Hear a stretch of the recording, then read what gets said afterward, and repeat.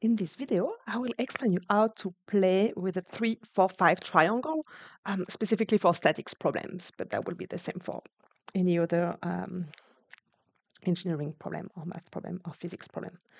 Okay, so let's look first at this F equal 200 Newton. Okay, we have the 200 Newton that is parallel to the 5.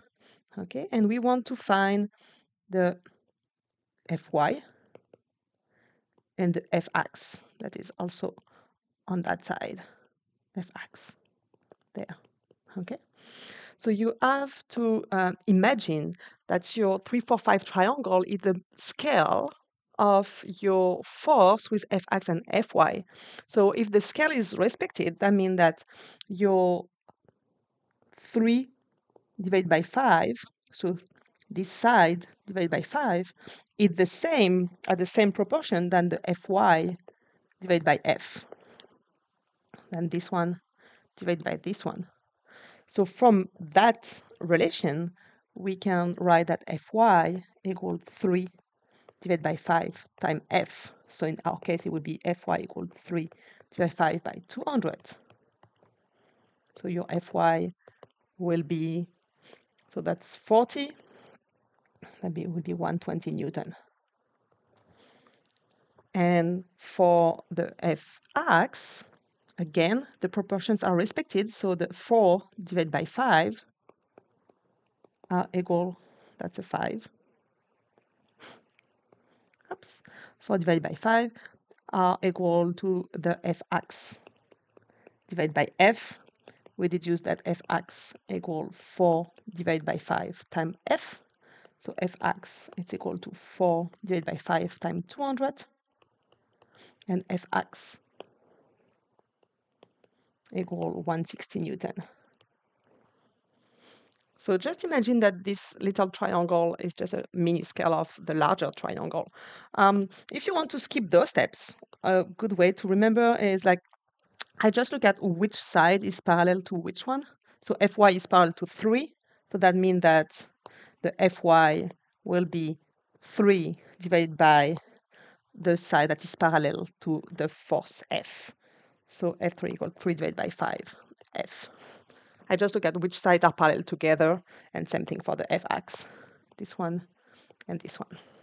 So Fx parallel to 4 and F parallel to 5. On the left side, I did an example with ponds and with a 3, 4, 5 triangle in another direction. So let's call this force F2. What you want to find is your F2 on the y, and the F2 on the x, that is also there. F2 on x. Okay. When you draw your force on the Freiburg diagram or something, always keep all the tails together. Okay, but it's just to show you that the magnitude that we are looking for F2x is the same than this one. So what will be F2x? F2x is parallel to the 3, the side 3. So that will be 3 divided by 5 times the value of F2, that is 25 pounds. So F2x will be 15 pounds. Oops. And one thing that we need to look at is the direction of this F2x. F2x is going to the left. So that will be, if we, that's the magnitude. But if you want to write it as a vector, your F2 will be minus 15 on I hat. Just be careful of this minus there.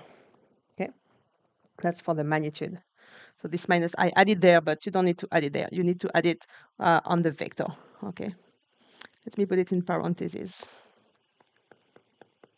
And in parentheses there too. And the F2y, if we look at the F2y, we are parallel to, so F2y is vertical, so we are parallel to the vertical side of the 3, 4, 5 triangle. That is 4, so that will be 4 divided by 5 times the F, the magnitude of F2, that is 25. So the F2y will be 20 pounds. So now I can use the 20 pound and put it in the vector for the Cartesian notation form. And it's going up.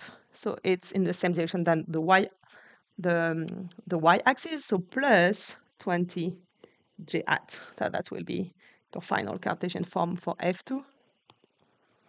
For F1, I didn't write the final Cartesian form. That will be F1 will be Fx 160 I hat and Fy plus 120 j hat.